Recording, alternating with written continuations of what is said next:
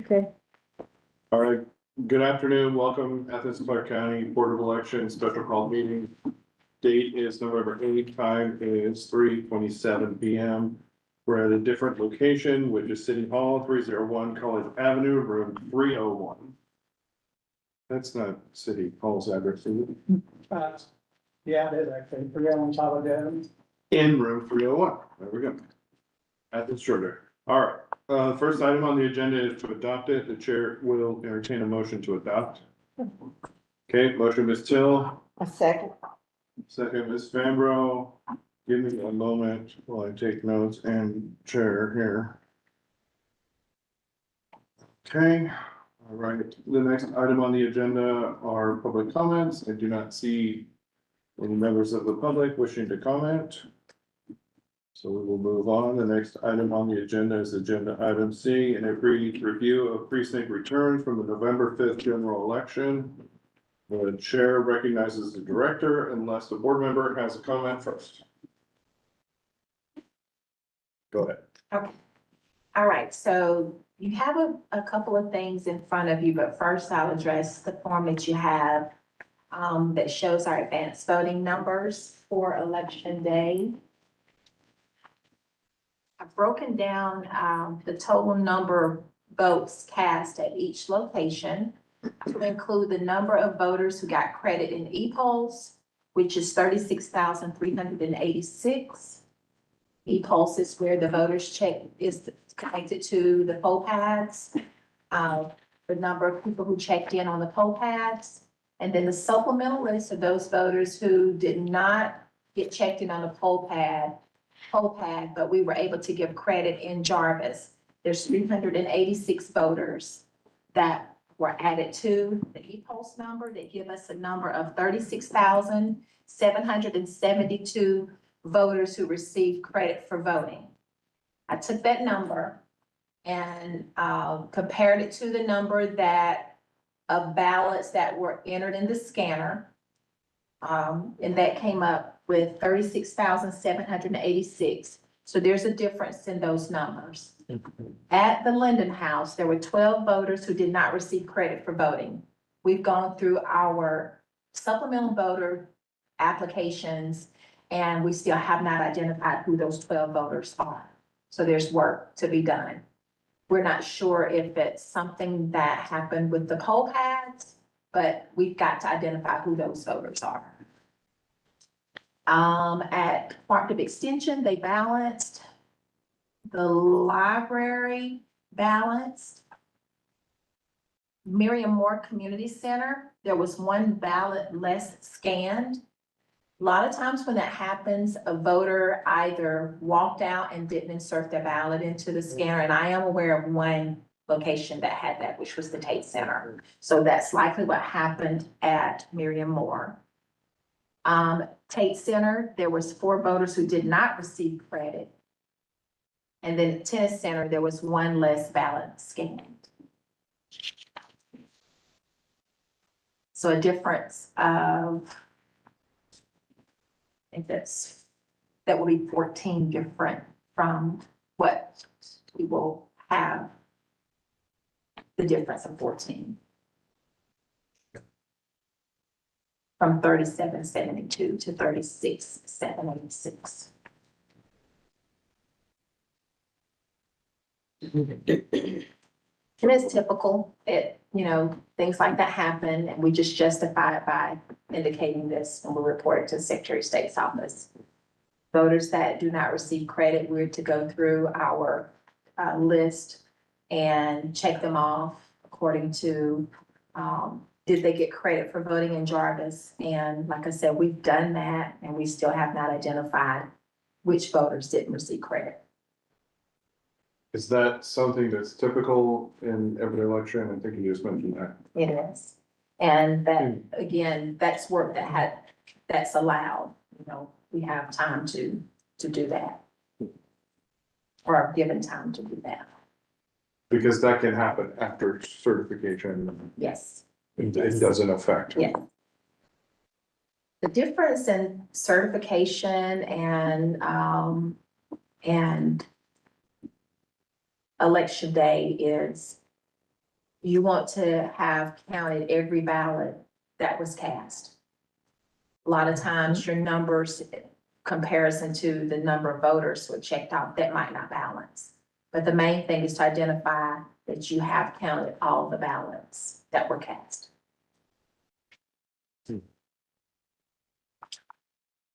Going on to absentee, on election night, our numbers in EMS, which is the total votes cast. Is that a certain document you're looking at? No, just wanted to explain on election night, we were delayed because our numbers were off about 230, I think it was 229 votes. We have identified those 230 ballots. It was 230 ballots. We've identified have not been cast. They will be added to our results tonight. Those 230 ballots were those of UOCAVAs that have been duplicated and verified by our vote review panel, but were not batched. They were put into a box and secured in our warehouse. We were not aware of that until yesterday. So the numbers for absentee, if you look at your statement of vote cast and go to the very last page, page 5, which is the cumulative report, we have for absentee 3,480, and we'll be adding that 232 to that number. Those votes will be cast. And that number does not match what we have in absentee. We're actually 7 short. We've gone through all of our envelopes, and then after certification, we'll check to see if the voters who are, who had cast UOCAVA ballots, we'll see if they were actually given credit. So we've got to check those. Those 7 could be in that.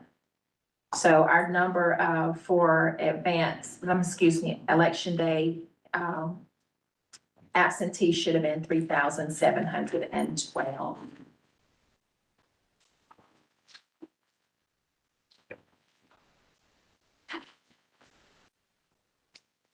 Election day, we had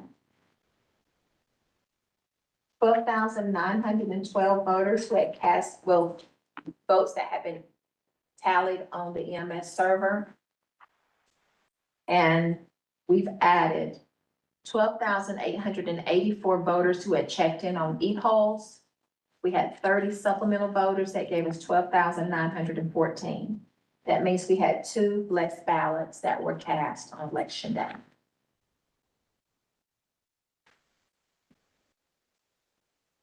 Again, voters who walk out without inserting their ballots, that can happen.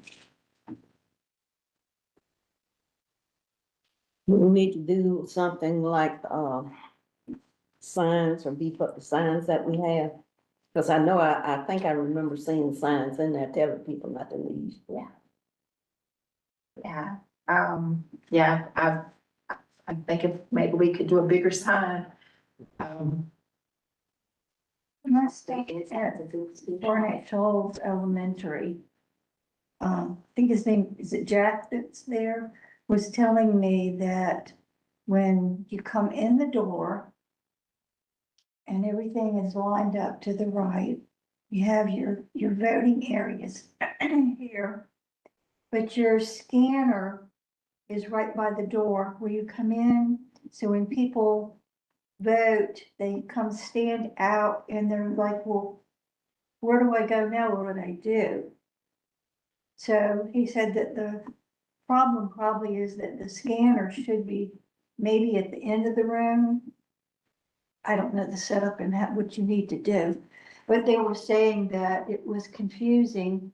So I just asked for a piece of paper and marker, made 2 signs that said, cast ballot with an arrow this way and one that way. So whichever way they came around that table to fix that. But he also complained that the parking for handicap I guess it's just like right across where the buses usually come in and out, that was a problem, but the scanner being at the end, confused people. Mhm.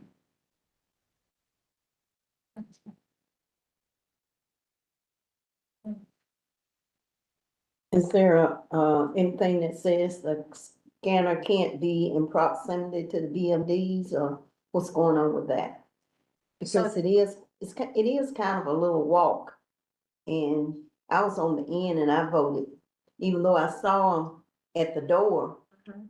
When I looked up and then it registered with me, but when I first pulled my ballot and I came around, it wasn't hitting on me anywhere. The only thing was, I know I need to put my ballot, in the scanner.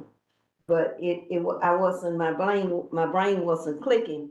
And even me, if my brain is not clicking, think of people who are not associated or affiliated like we are. Yeah. So it's like it's too much distance between the last BMD and the scanner. Is that in a school? That was at Miriam Moore, Okay, and it's small. so I voted at Miriam Moore for advanced voting. And I just knew that when I walk out the door, to deposit my money. Not everybody knows that, right? So I think it's gonna be more conversations. I think that the poll workers need to be talking instead of pointing or, I mean, we can do that in training. I can't tell you that every county has got this down to pat. I can't yeah. say that, It's right? a work in progress. So there's some practices that we put in place, to just kind of remedy a lot of situations. For one, the voter access card, when you walk out, you give your voter access card to the person who's standing at the door. They turn around, give you a sticker. Well, the voter access cards they're getting gone. So somebody's walking out with their ballot. I mean, for instance, Tate Center, young lady, put her ballot in her backpack, start walking out the door. And then she comes back and she says, oh, I didn't cast my ballot. Well, law says if you walk out the door, you can't bring it back in, cast it. So her ballot didn't get cast. So I think it's just conversations. I think that poll workers have got to start giving more verbal instructions. And I think, and I hear them doing it, but I don't think voters are listening because they're so focused on, I've got to get over here, I've got to cast my ballot, because I'm hearing it. I hear here's your stylus, here's your voter access card. Insert your voter access card in with the arrow going in. And then first thing the voter says, my card's not working. Well, just heard him say, insert the card with the arrow going in, right? So you're not paying attention. And then sometimes they'll say, don't forget to get your ballot off the printer. Then they walk off and they'll get the ballot off the printer. So I don't know how we can fix that, except for, like you said, maybe moving the scanner a little closer. Or moving the BMDs a little closer to the scanner, because you definitely want to put the scanner close to the door. Because you don't, when somebody inserts their ballot, you don't want them wandering off somewhere else, right? So you want to have a little control in your voting area. So we'll have to revisit that. And every place is different, every location is different, because you got a school. I walked in one school one time and they had your check-in, then they have the ballot marking devices way over there because they got this big gym they're working with. So they want to utilize the whole space. You don't have to utilize the whole space. You want to make it as simple as possible.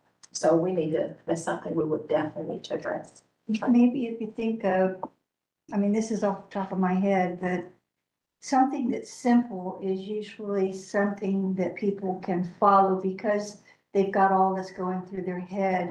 Maybe you could think of a way to incorporate numbers where when they come in, the person at the door says, just follow the numbers, and maybe you have one on all of the polling places, and then you have two at the next spot that they go to, and then you have three. and the person at the door says, just follow the number. 1, 2, 3. First you go to number 1, then you go to number 2, and then number 4 might be your scanner going out. Mhm. Maybe that's an easier way for them to remember 1, 2, 3, 4. I like that. I would suggest from the BMDs to the scanner, just put 2 yellow arrows on the floor. You know, like they used to do when we were in COVID. So that'll pull back some folks' memory, but you Yeah. know, I think Ann has a good idea. Yeah. It has to be really simple. Yes, yes. And I think that will tackle somebody didn't insert the ballot. I think that will really tackle that. Now, finding what voters didn't give credit. I'm just gonna be honest with you, specifically the Linden House. It was something going on with our poll pads, and we do have it documented with the vendor. We've had conversations with the Secretary of State's office. Something happened, don't know which particular day it was, but Lisa could probably give you a little more detail, that the poll pads weren't syncing. And then there were numbers that were off with the poll pads. Poll pads weren't talking like they should have to Jarvis and e-polls. E-polls is, what we can actually monitor the poll pads. So there's a lot that we're gonna have to go back and check out. Like, is it possible that e-polls didn't give some of the voters credit? So things like that. I mean, and we got something from Secretary of State's office today that said that, yeah, you had this meeting and yeah, your numbers might not match in such a way, So there's things that we have to do on, after certification. But the main thing is making sure that all the ballots that we have are cast and included in our count. What is the process you are using to find those 12 voters that don't get credit? Couldn't be a manual process with 19,000 or votes out there, is it? Well, so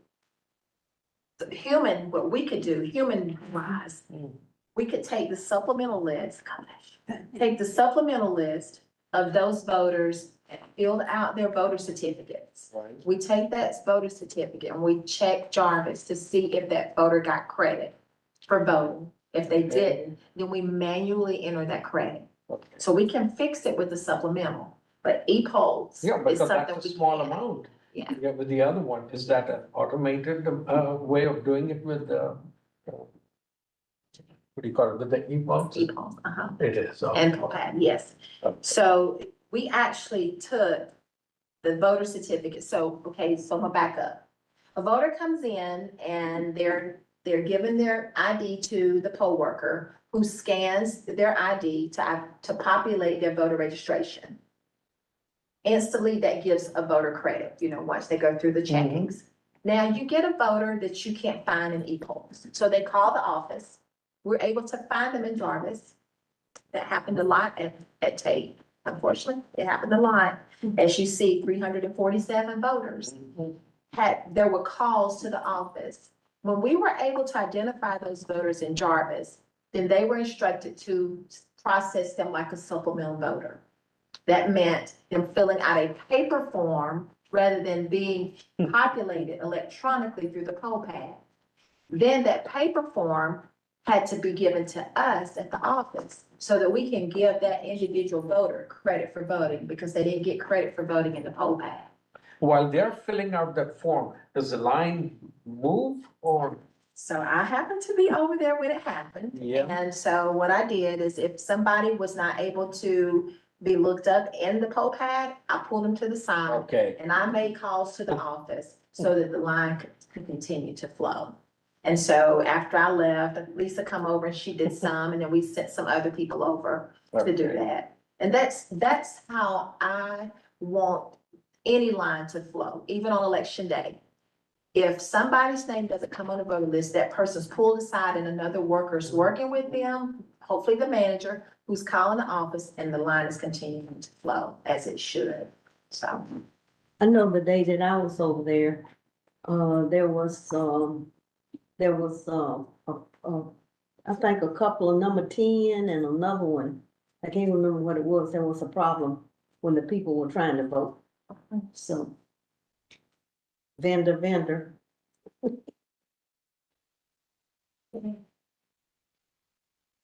Yeah, so we definitely will continue to research until we can get a match, because that's the main thing. We want to match like we did at Market Extension in the library. We want to definitely match. Now, like I said, there's some that we have no control over where the ballot didn't scan. We can't do that.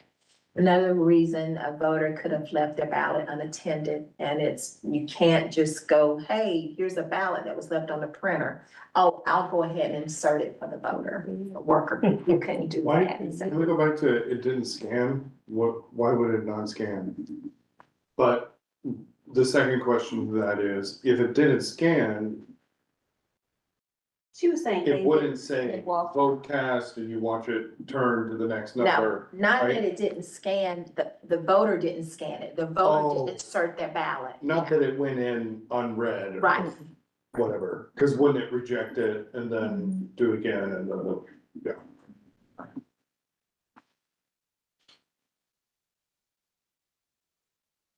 Okay, well. Do we need to go to the statement of votes cast or should we wait till this afternoon? Well, these are unofficial, so Right. these numbers are gonna change. So as Audrey was, sent me a little voice message just a minute ago, that we still have some ballots that need to be counted. Not just those 232, but we've received a good many of Yokava ballots that we'll be adding to our results. And then we have up until 5 o'clock to receive those. We'll also be adding provisional ballots. We have, I think, 53 provisional ballots that we're reconciling, and a good many of those are gonna be added to our count. And that'll be reflected in the official results. Okay.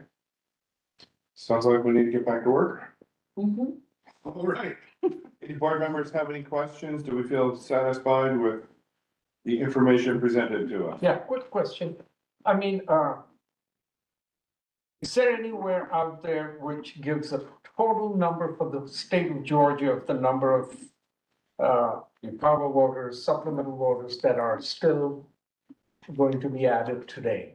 I'm just curious how much the numbers are going to matter. I don't think it's going to affect the election or any one person, but just curious, do you have a running count, or does the Secretary of State provide a running count? Not, he's not talking about just county, Yeah. he's talking about overall. Yeah. Yeah, because the counties have to report up what they're. Yeah. Exactly. They wouldn't have top level. Well, they could give them like, okay, this many have come in, but then again, you received some today, right? Yes. Yeah. Plus, we got an hour and 10 minutes to receive more. Mhm. So, okay, Ms. Vanbro, still, any questions, comments? Good. All right, motion on the floor to adjourn. What is this for? I believe this is just saying we had this meeting. Yeah, I mean, just formality, Is this a form that we made or is this a form that the SEB has? what I made. We didn't get any guidance on how to conduct this meeting, or if there was anything that that you needed to sign, or, This is just for our own records, okay. yes. Well, you'll Say that we say have something a- about that a little bit. Please. So this is a state election board rule, what we're doing right this second, this 3 o'clock meeting, this way, we've never done it before.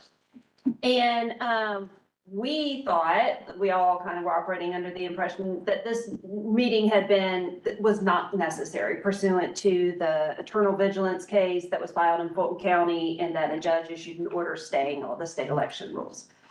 The Secretary of State has interpreted, and we're gonna comply with their interpretation, that there was one little section of one rule that they believe is still in place, which is this 3 p.m. meeting. And so this meeting right this second is for this purpose. For the board members to compare the total number of ballots cast to the total number of unique voter ID numbers. In any precinct in which the number of ballots exceeds the number of unique voters, the board shall determine the method of voting in which the discrepancy exists. Now, Charlotte has presented all this information up to this point. The board shall investigate the discrepancies and no vote shall be counted from that precinct until the results of the investigation are presented to the board as required under the certification rules, which we'll be back for at 5:30. So that's the entire purpose of this meeting. I mean, I think your minutes alone are enough to show that you had this meeting, but you've just restated that here I mean, it doesn't hurt, right? We'll just attach it. Mhm. All right, And Charlotte's just restated the rule here perfectly, so. so, we can sign this when we're done, but, there's a motion on the floor to adjourn, So move. okay? We have a second. So, Can I go back real quick? So this is actually for the certification. So this is not necessary for right now. Okay, This so is- not for the, okay. Because you said that it's, the numbers match up, the Board of Elections finds it reasonable to certify the results. So, It should have said something like move to certification Yeah. or something like that. unnecessary. We have record, we've had this meeting. Okay. We're in compliance it's with the also state election. YouTube. All right, motion, Ms. Stanbro, second, Ms. Till, all those in favor of adjourning, say aye. Uh, Yeah. Meeting adjourned. 3:53.